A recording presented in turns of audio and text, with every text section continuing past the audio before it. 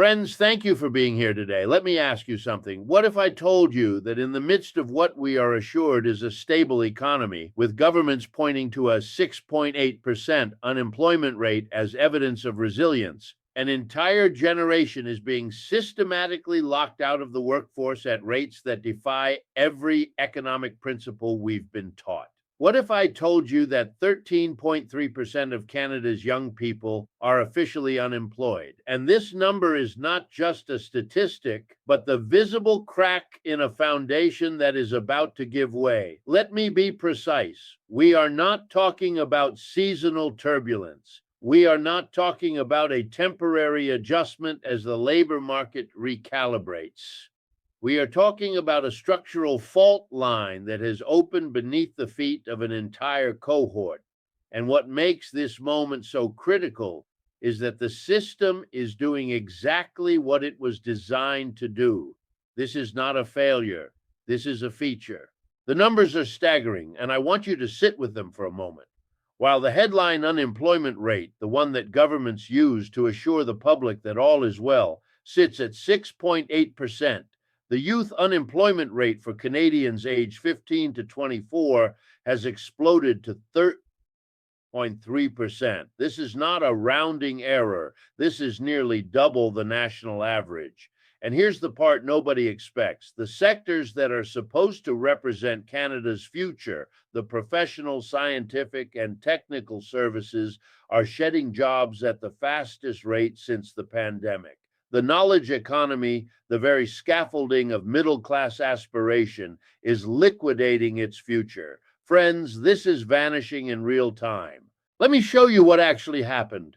To understand why this matters, we have to go back to the origin. Youth unemployment is not just another metric that economists track for academic purposes. It is a leading indicator of long-term economic damage. Historically, youth unemployment rises before broader unemployment spikes. It is the canary in the coal mine. When young people stop finding work, it signals that the entry-level hiring mechanism, the first rung of the economic ladder, has collapsed. And once that first rung is gone, the entire ladder becomes unreachable. Here's what I call the big secret of the entire system. Youth unemployment above 12% does not just hurt today's young workers, it scars them for life.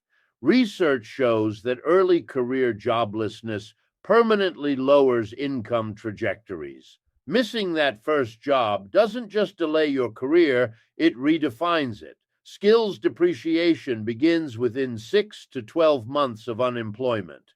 Resume gaps disproportionately penalize young workers. Employers, rather than invest in training, now substitute experience requirements for entry-level roles. The system has closed the loop. You need experience to get experience, and the window for gaining that experience is slamming shut. This is where the countdown quietly began. Now let's talk about what this looks like on the ground. The knowledge economy, professional, scientific, and technical services, has always acted as the gateway to middle-class careers. These are the sectors that promised young Canadians that if they got the degree, if they followed the rules, if they played the game, they would have access to stable, credential-based mobility. But here's the part they never put in the official reports. These sectors are now in free fall. Hiring freezes are not hitting senior staff. They are hitting new graduates. Internship programs are being canceled. Junior roles are being eliminated, and the ladder is being pulled up. For the average household, this means something very specific. It means that the next generation, the one that is supposed to fund the aging population's pensions and health care, is being systematically excluded from the tax base. Let me say that again. The young people who are supposed to become the taxpayers of tomorrow are being locked out of the workforce today. And when youth employment collapses, the dependency ratio, the number of retirees relative to workers, begins to invert. The system becomes mathematically unsustainable. This is the mechanism hiding in plain sight. But that's not the real problem. The real problem is what happens when an entire generation realizes that the social contract has been broken. Modern careers depend on early experience, not just education. Missing the first job delays the entire career ladder. And here's the kicker: lost cohorts do not catch up fully, even during recoveries. The data is unambiguous on this. Once a generation is scarred by early joblessness, they carry that economic handicap for decades. Lower early income reduces lifetime wealth accumulation. Delayed home ownership suppresses housing demand growth. Rent dependency increases while asset ownership declines. Intergenerational inequality widens structurally, not temporarily. Friends, we don't have months. This is happening in days. Let me cut through the noise. The headline unemployment rate of 6.8% is a statistical mirage. It masks age-based stress. Youth unemployment is often double the headline rate in downturns, and a 13% youth rate indicates structural, not cyclical, weakness. Entry-level jobs are always the first to be cut and the last to be restored, and wage growth data. It excludes those who never enter the workforce. The people who are being locked out are not even counted in the metrics that governments use to declare victory. This is a default in all but name. Now, here's where everything changes. Let's talk about why this time is different. In previous downturns, the assumption was that once the economy recovered, young workers would eventually find their footing. The jobs would come back, the ladder would be lowered again. But that assumption is no longer valid. Automation is replacing entry-level cognitive work first. Artificial intelligence is reducing junior hiring before it affects senior roles, the very roles that used to serve as the training ground for the next generation are being automated out of existence. And it gets worse. Credential inflation has raised barriers while wages stagnate. A bachelor's degree, which used to be the ticket to the middle class, is now the baseline requirement for jobs that pay less in real terms than they did a generation ago. Immigration competition intensifies pressure on entry-level labor, and once youth disengage from the workforce, reintegration costs more than prevention. The system is not designed to bring them back. This is not theoretical. This is observable. Let me show you the domino setup. Youth unemployment delays household formation. Delayed home ownership suppresses housing demand growth. Lower early income reduces lifetime wealth accumulation. Rent dependency increases. Asset ownership declines. And here is where the first domino falls. When young people stop forming households, the entire housing market, which has been propped up by the assumption of perpetual demand, begins to crack. When they stop accumulating wealth, consumer spending contracts. When they stop entering the tax base, government revenues shrink. And when government revenues shrink, the debt spiral accelerates. And this is where the cascade becomes unstoppable. Friends, I need to be very clear about what we are witnessing. This is not a story about unemployment statistics. This is a story about the collapse of the entry point into the middle class. The ladder that previous generations climbed, education, first job, career progression, home ownership, wealth accumulation, is being dismantled rung by rung. And the people at the bottom, the young people who are supposed to be climbing it, are being told that the problem is them, that they need more skills, more credentials, more experience. But the truth is, the system has closed the door. Here's the part that scares me. Youth unemployment strongly correlates with political disengagement. Long-term joblessness increases emigration pressure. Social trust declines when education fails to produce employment. Crime, mental health strain, and informal labor all rise with youth exclusion. This is not just an economic crisis. This is a social stability crisis, and the window for addressing it is closing. This is the moment the clock actually starts. So where does that leave us? Let me walk you through the forensic evidence, because what I'm about to show you is not speculation. This is the rot made visible. Here's what nobody talks about. When professional, scientific, and technical services start shedding jobs, they're not eliminating the senior consultants or the tenured researchers. They're cutting the junior analysts, the associate positions, the internships, the roles specifically designed as entry points. And here's the part even analysts tend to miss. These aren't just job losses. These are the destruction of the pipeline itself.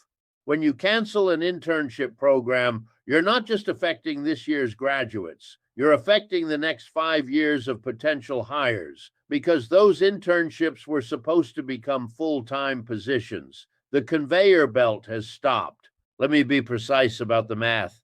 In a normal labor market, youth unemployment runs roughly 1.5 to 2 times the headline rate. That's the historical pattern. Young workers are always more vulnerable because they lack experience. They're the last hired and first fired, and recessions hit them harder. But 13.3% against a 6.8% headline rate, that's not 1.5x. That's not even 2x. We're approaching a ratio that indicates something far more sinister. The system is no longer cycling workers through, it's rejecting them at the gate. This part isn't a prediction, it's math. Now, let me show you what this looks like in the real world. Take a 22-year-old who graduated in 2024 with a degree in computer science or business analytics, fields that were supposed to be bulletproof. They've sent out 200 applications. They've tailored every resume. They've networked on LinkedIn. They've done everything the career advisors told them to do. And they're getting nothing, not even rejections, just silence. Because here's what's actually happening. Companies have shifted from we'll train you to you need 3 years of experience for this entry-level role. The entire model has inverted. And this is where common sense actually becomes your enemy. You'd think, logically, that in a tight labor market, companies would be scrambling to hire young talent at lower wages and train them up. That's what classical economics would predict. But the simple logic does not apply here because training requires investment. It requires time. It requires middle managers who aren't underwater. And in a liquidity-constrained environment, companies are optimizing for short-term survival, not long-term development. The future has been sacrificed for the present. Here's the detail even analysts tend to miss. Modern credential inflation has created a perverse dynamic. A generation ago, a bachelor's degree signaled competence and opened doors. Now, it's the bare minimum just to be considered, but while the credential requirements have inflated, the wages attached to those credentials have stagnated in real terms. So you have young people taking on massive student debt to acquire credentials that no longer guarantee employment, let alone upward mobility. They've played by the rules, and the rules have changed mid-game. This is not a conspiracy. It is a stated policy. Let me show you the convergence that's happening right now. We are facing 3 distinct forces hitting at once. First, there's the structural break in the knowledge economy, the liquidation of entry-level positions. Second, there's the automation and AI displacement that's eliminating the cognitive work that used to be reserved for junior employees. And third, there's the demographic and fiscal trap, an aging population that needs a growing tax base, colliding with a youth cohort that's being locked out of that tax base. These 3 forces are not independent variables. They're feeding into each other, creating a vicious cycle. And once this shifts, everything above it starts to shake. Now, let's talk about what this does to the housing market, because this is where the macro meets the micro in a way that most people haven't connected yet. Household formation is the lifeblood of housing demand. When young people get their first job, they move out of their parents' house, they rent an apartment, eventually they save for a down payment, they buy a starter home, they upgrade. This is the life cycle that has supported housing prices for generations. But when youth unemployment hits 13.3%, that life cycle breaks. For pensions, this is catastrophic. Think about the structure of a pension system. Current retirees are funded by current workers. It's a pay-as-you-go system. The promise is that the next generation will be larger, more productive, and able to shoulder the burden. But what happens when the next generation is systematically excluded from productive employment? What happens when 13.3% of young people aren't contributing to the tax base? What happens when those who do find work are earning less in real terms than their parents did at the same age? The answer is that the system implodes. Here's the forensic evidence I promised you. Let's look at a specific example to make this tangible. In the United States, we saw a similar pattern during the 2008 financial crisis. Youth unemployment spiked.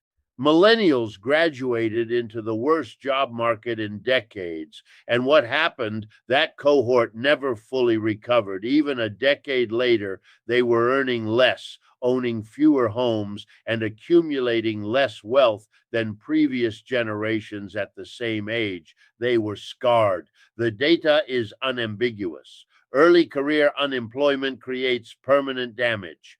And here's where the liquidity tide is going out, and we are about to find out who is swimming naked. But Canada's situation is actually worse in some ways because the Canadian economy is more dependent on housing and household debt than the US ever was.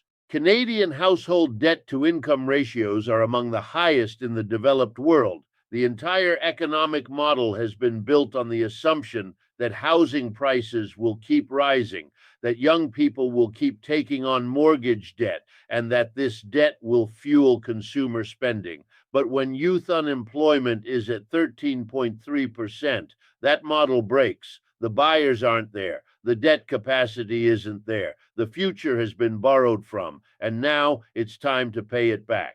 This is where the breaking point quietly arrived. Let me show you another piece of the puzzle. Immigration has been a central pillar of Canada's economic strategy. The idea was that by bringing in skilled workers, Canada could offset an aging population and keep the labor force growing. But here's what nobody wants to say out loud. When you're bringing in hundreds of thousands of new workers every year and you simultaneously have 13.3% youth unemployment, you're creating direct competition for entry-level positions. You're flooding the labor market at exactly the moment when domestic youth are struggling to get their foot in the door. I'm not making a political argument here. I'm making an economic observation. The math doesn't work. You cannot have both high youth unemployment and high immigration without creating a pressure cooker. And the people who pay the price are the ones at the bottom, the young people who are trying to enter the labor force for the first time. This is not speculation. This is observable. Now, here's where it gets really dark. Let's talk about what happens psychologically when an entire generation realizes that the social contract is broken. Human beings are hardwired to believe tomorrow will look like yesterday. This is called normalcy bias. It's why people don't evacuate before hurricanes. It's why investors hold on to assets even as markets collapse. And it's why young people keep going to university, keep taking on debt, keep following the prescribed path, even when the evidence is screaming that the path no longer leads anywhere. But there's a breaking point, and when that breaking point is reached, the psychological shift is profound. When you've sent out 500 applications and gotten nothing, when you've done everything you were told to do and it didn't work, when you're 25 years old and living with your parents because you can't afford rent on the part-time gig economy jobs you've cobbled together, when you look at your older siblings or your parents and realize that the life they had is no longer accessible to you, that's when the disengagement happens.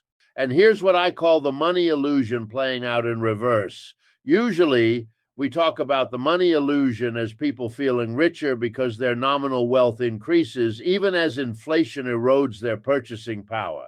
But for young people locked out of the workforce, it's the opposite. They're watching their parents' generation accumulate paper wealth, home equity, stock portfolios, retirement accounts, while their own real purchasing power, their ability to afford the basics of middle-class life, evaporates. They become poorer not just in relative terms, but in absolute terms. The future is being hollowed out.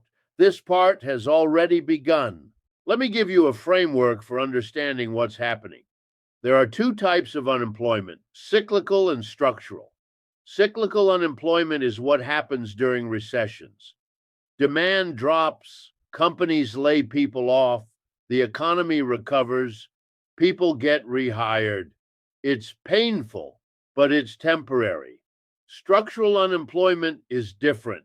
Structural unemployment happens when the fundamental architecture of the labor market changes, when jobs don't come back, when the skills demanded no longer match the skills supplied, when the entry points are permanently closed. What we're witnessing in Canada right now is structural unemployment disguised as cyclical weakness. The government wants you to believe this is temporary, that once monetary policy normalizes, once the economy picks up steam, the jobs will return. But the jobs aren't coming back because the structure has changed. Automation has replaced the entry-level roles. AI has eliminated the need for junior analysts. Credential inflation has raised the bar beyond reach. And the demographic math makes it impossible to sustain the old model. This is a structural fault line, and the pressure is building. Now, let me connect the dots for you, because this is where everything converges. We have a youth cohort that's being locked out of the workforce. We have an aging population that's depending on that youth cohort to fund pensions and health care. We have a housing market that's built on the assumption of perpetual demand from young buyers. We have a government that's running deficits and accumulating debt, assuming that future tax revenues will cover the bill. And we have a monetary system that's already stretched to the breaking point. Every single one of these assumptions is collapsing simultaneously. And this is the moment when the first domino actually falls. So let's talk about what comes next, because the question isn't whether this system can hold. The question is what happens when it breaks. Here's what the data forces us to conclude. When youth unemployment stays above 12% for an extended period, you don't just get economic damage, you get social fracturing. Youth unemployment strongly correlates with political disengagement, and not just disengagement, radicalization. When young people realize that the system has no place for them, they stop believing in the system, they stop voting, they stop participating, or worse, they start looking for alternatives outside the mainstream. History is very clear on this pattern. Long-term joblessness increases immigration pressure. Canada is already seeing this. Skilled young Canadians are looking at opportunities in the United States, in Europe, in Asia, and they're making a rational calculation. If I can't build a future here, I'll build it somewhere else. And when the most educated, most capable members of a generation leave, what's left behind is a hollowed out economy. The brain drain doesn't show up in unemployment statistics, but it's arguably more damaging in the long run. This is where the system's most crucial secret reveals itself. Let me show you what I mean. Social trust declines when education fails to produce employment. Think about what we've told an entire generation. We told them, go to school, get good grades, earn a degree, and you'll have access to a stable career. That was the deal. But when 13.3% of young people can't find work, despite doing everything right, the deal is broken. And when the deal is broken, trust evaporates. Trust in institutions, trust in government, trust in the economic system itself. And here's the part that nobody wants to acknowledge. Once trust is gone, it doesn't come back easily. You can't just declare that the economy is improving and expect people to believe you, because they've seen the lie, they've lived the lie. They know that the headline unemployment rate of 6.8% is a statistical fiction designed to hide the rot underneath. Crime, mental health strain, and informal labor all rise with youth exclusion. This is not a moral judgment. This is sociology. When people are locked out of legitimate economic pathways, they find alternative pathways. The informal economy grows. The black market expands. Mental health crises intensify because purpose and identity are tied to work in modern society. And some portion inevitably turns to crime, not because they're bad people, but because the system has left them with no other options. This is not theoretical, it's observable. Now, let me give you the framework that explains why this is different from every previous downturn. In the past, when youth unemployment spiked, there was always the assumption that it was temporary. The economy would recover. Technology would create new jobs to replace the old ones. The next boom cycle would absorb the workers who had been left behind. But that assumption depended on something critical. It depended on the entry-level jobs still existing.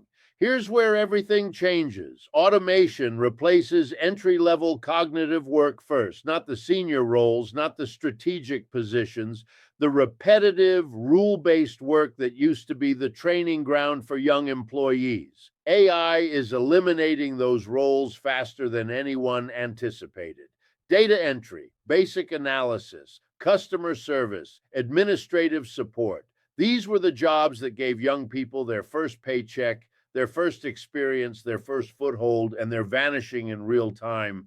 And this part isn't even the part that scares me, because once those entry-level roles are gone, there's no pipeline to the senior roles. You can't become a senior analyst if you never worked as a junior analyst. You can't become a manager if you never worked on the floor. The entire career progression model assumed a ladder, but the ladder requires rungs, and the bottom rungs are being sawed off. Let me show you the second force. Credential inflation raises barriers while wages stagnate. I mentioned this earlier, but I want you to really understand what this means. In 1980, a high school diploma could get you a factory job that paid a middle-class wage. In 2000, a bachelor's degree could get you an office job that paid a middle-class wage. In 2025, a master's degree might get you an entry-level job that pays less in real terms than that factory job did in 1980.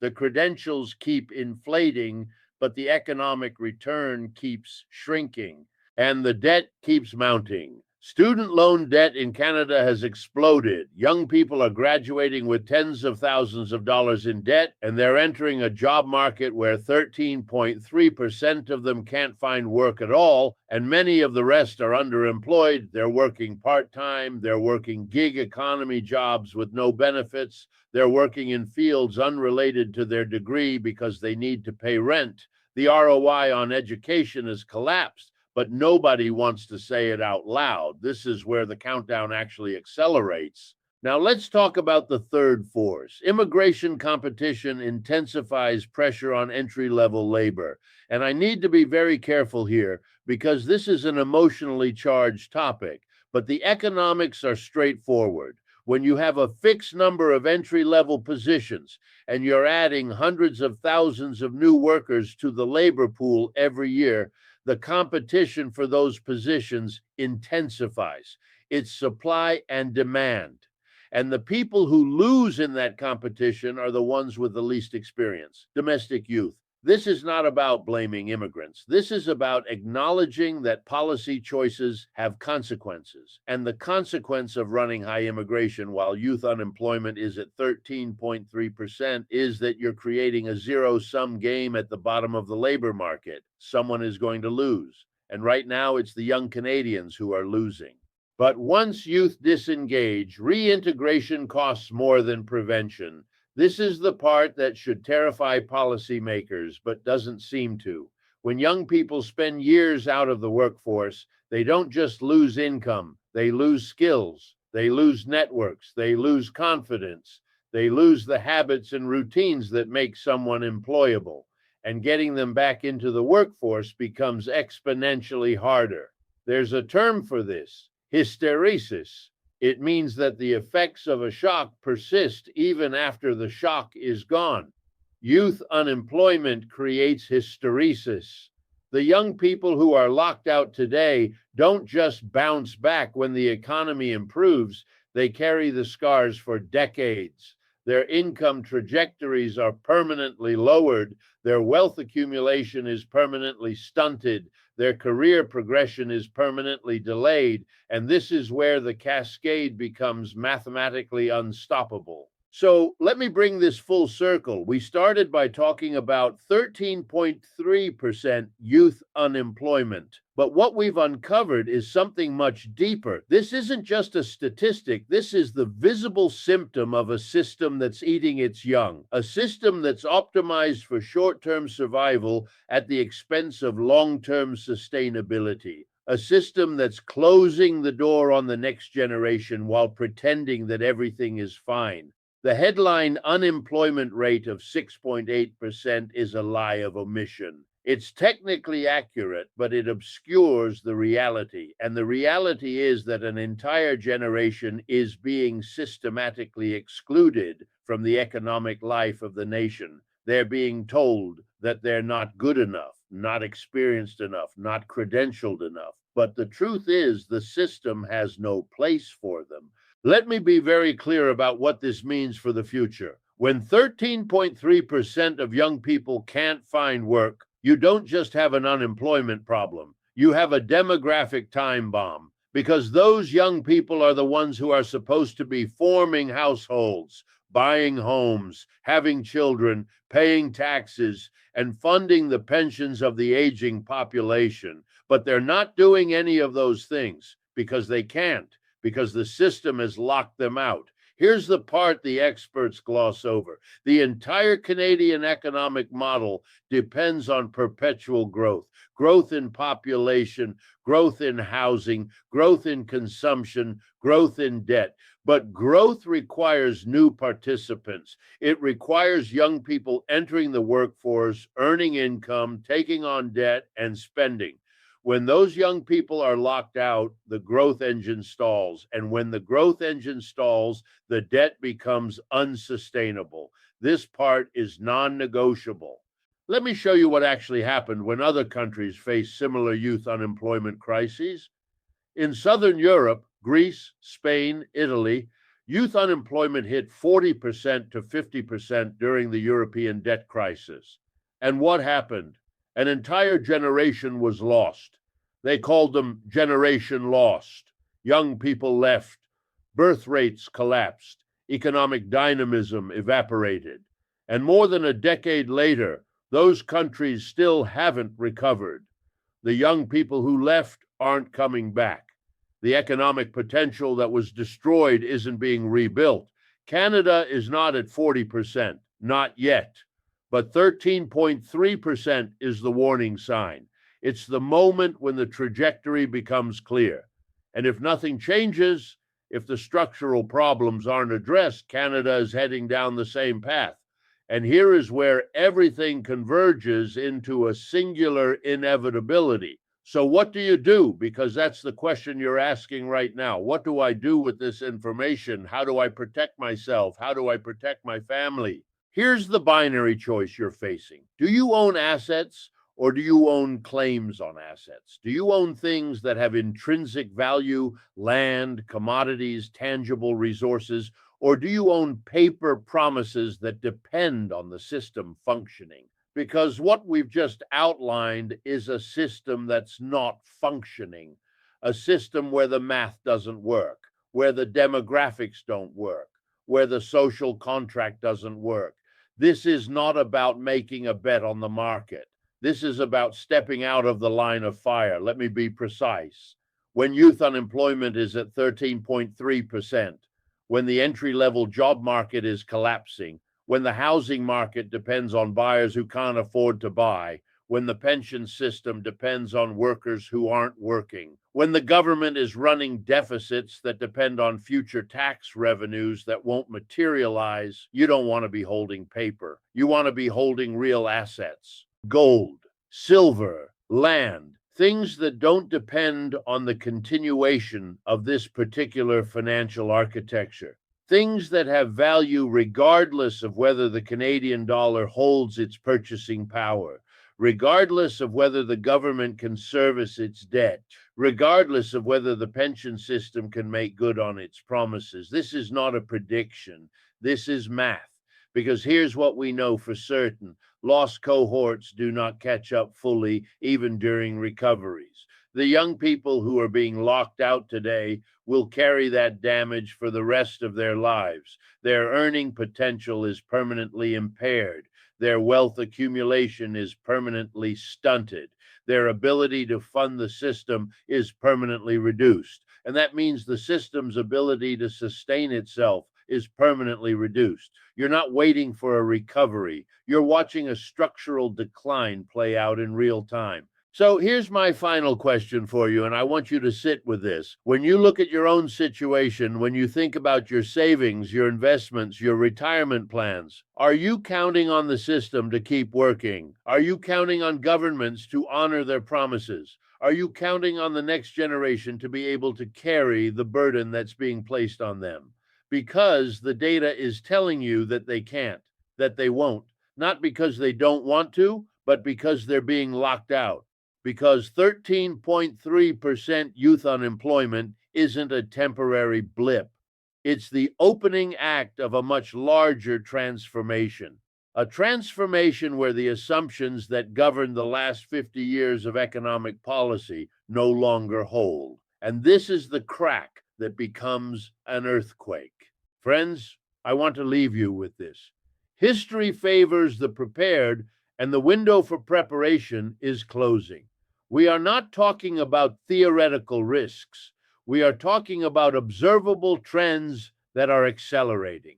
The youth unemployment rate is not improving, it's worsening. The structural problems are not being addressed, they're being papered over. The demographic math is not getting better, it's getting worse. The system is eating its young, and when a system eats its young, it has no future. The question is not whether you believe this analysis. The question is what you're going to do about it, because the domino is falling, the cascade has begun, and the people who recognize that reality first will be the ones who navigate what comes next with their wealth, their security, and their future intact. The clock is ticking, and every day you wait, the options narrow.